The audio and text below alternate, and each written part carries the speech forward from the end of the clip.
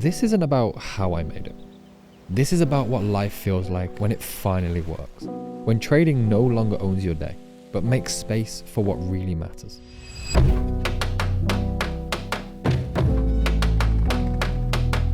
Suddenly, you're not chasing anymore. You're living life by design and not by default. Because trading never was the end goal. It's always been the gateway. And what comes after is a different game entirely. This is the version that no one talks about. What are you up to? Just trading a London session. It's 4th of July today, so I guess first and foremost, happy Independence Day to all the Americans out there. I wasn't really planning on trading today. I was just assuming lower levels of volatility, and there is, to be honest, but I seen my playbook play out perfectly for one of my setups, and so I just executed that. I just kind of sent a quick outlook to the members. Heavy NFP sell-off from yesterday, so obviously we're expecting lower prices. I'm already pretty much bearish. We had a nice little move right now.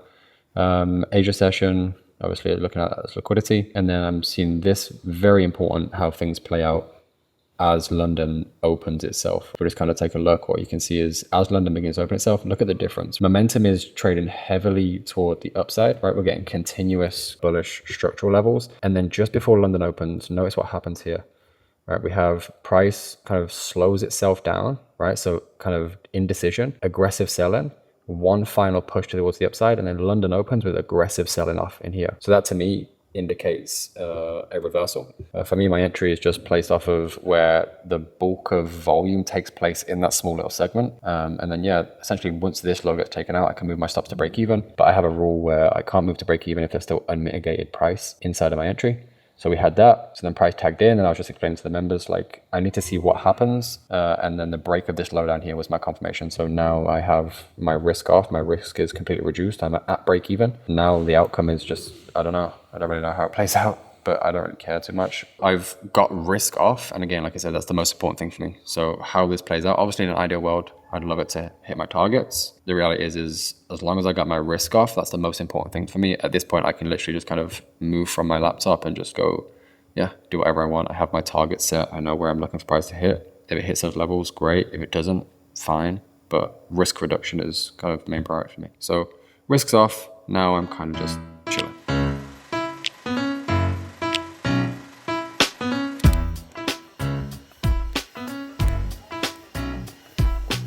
What's this?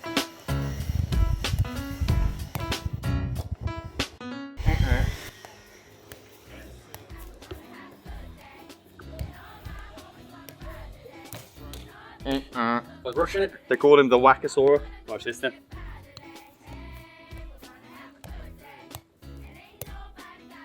Oh shit. I just enjoyed it. Yeah. Kitchen kid. There you go. Where's the first one? Key, you meant to be on that. Yeah, you got to be a cameraman and a goalkeeper. You see where it went? It was around here. There's a puppy there. Alright, mission 1, let's return the ball. Otherwise the fun is over. Mission 2. Fuck a puppy. He's a Little did Lewis know, this dog would be joining the team for this trip. I want him. Yeah, bring him up here. You reckon? Yeah. Hello. Come on in. Good boy. It's a boy? Yeah. There you go, look at that. Name of top bins. Top right of the glass door. With a rubber owner? Yeah, with a rubber owner. What was that? Keeper's top right. No. Because if the keeper's standing here. Let me Top show you. right. Let me show you how it's done. Famous last words. Yeah, that one. Look, we'll be prime against that one.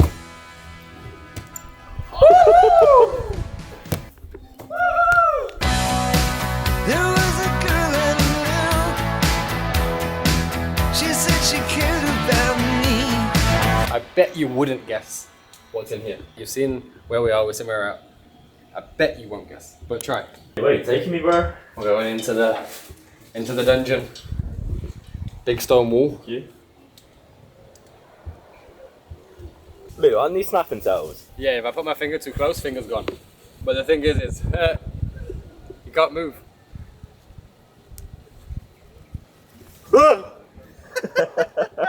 Real bad man. 200 years old. African turtles. Imported from Africa. Stroke his head if you're bad. You can't pull his head up, can he? There you go. You don't give a fuck. He's probably the gangster.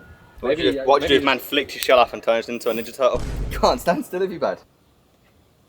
You can back me up. So you seen us steal a puppy, kidnap some turtles, flew them in from Africa. In here, we flew all the way to Japan. We actually went fishing in Japan. We caught them, we put them in little fish bowls, shipped them over to Bali, and now they live here. And you don't stop there. Look at this. That is called a leopard gazelle. We've got tortoises. No, they're turtles. They're tortoises. I mean, I think I'm right. Thought I'd give you guys a little bit of an update on how that segment of the trade played out so far. First target is hit.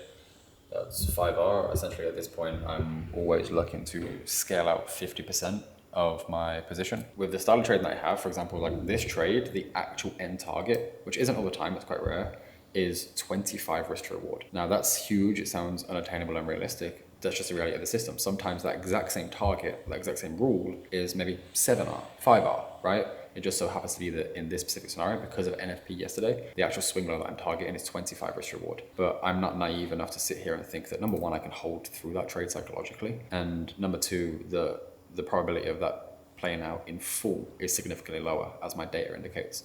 So I have a rule in place where I take off 50% of my position at 5R, and then I just manage the position from there at different profit levels. So as I've already kind of walked you through the multiple different targets that I have, we've hit the first target, and now just a waiting game to see kind of next target would be down here. That would be 10R, and at this point I would take off half of what's available so far. And it's not just me as well. We actually have Mariam, who took this trade also. She just said that same trade. Mariam's actually a female trader, pretty talented trader actually. I think she has a couple of funded accounts if I'm not mistaken. Yeah, like a month ago she just got her 50k account phase 2 passed. I think she had a couple of others as well.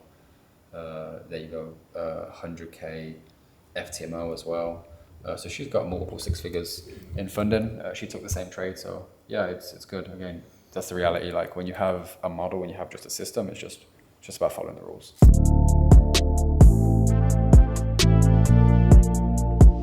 There's just something so tranquil about just sitting on top of a mountain with that weather, just reading a great book. At the moment, I'm reading second time round. It's the 38 letters from J.D. Rockefeller to his son. Most of you probably know who the Rockefellers are, right? J.D. Rockefeller was essentially the founding father of the Rockefeller dynasty, built Standard Oil, the largest oil magnate in the world. He kind of left 38 letters to his son, so all of his ideology, all of his lessons, principles in life, and it's one of the most profound pieces of literature that I've ever got my hands on. I mean, we're talking about one of the most successful men in the history of the world has left personal, detailed letters to his son about how you should best live your life, the mistakes that you made, how to grow, how to build wealth, what morals to have, what principles to have, what's integrity,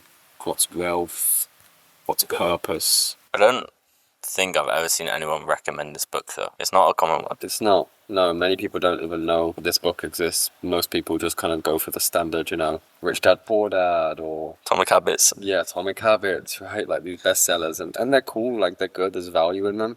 But you get to a certain point when you've studied so much, when you've read a lot of books, it's difficult to find books that now really add value to where you are. So at the beginning for me, any book that I put my hands on would be of value because I haven't really read before. But at this point, it's very more selective, more kind of thought processes and principles as opposed to just like some habits. This book is honestly a game changer. You excited? Excited, huh? He's eating good, bro. He's never eaten chicken before. I don't even know if he's eaten. No, it's actually too hot.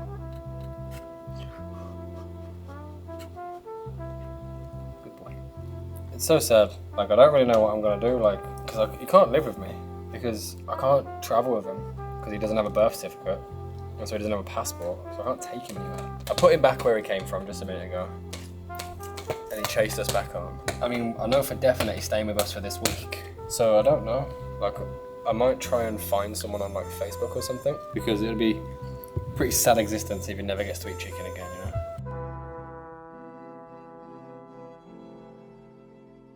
What did someone comment on our last vlog? Someone said, "Oh, I need to go gym, I'm too skinny." How can he be a millionaire when he's skinny? Focus on higher leverage. How you feel, how you feel, how you feel? 25 sitting on 25 mil, I'm in the building and I'm feeling myself. Rest in peace, Mac Dre, I'ma do it for the bay, okay?